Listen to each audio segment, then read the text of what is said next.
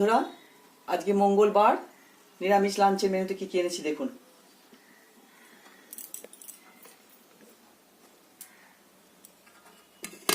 আছে সাদা ভাত,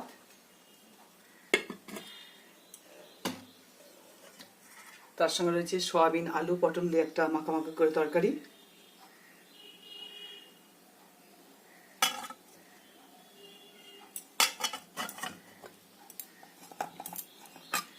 রয়েছে হোপা আলু পোস্ত একদম শুকনো শুকনো করে,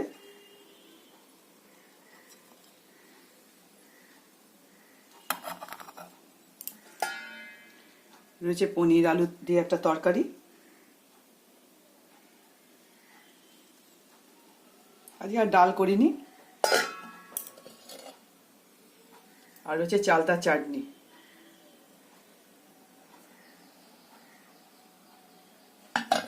আপনারা ভালো থাকবেন, সুস্থ থাকবেন। আমার রান্নাবান্না যদি আপনাদের পছন্দ হয়, লাইক শেয়ার সাবস্ক্রাইব করবেন।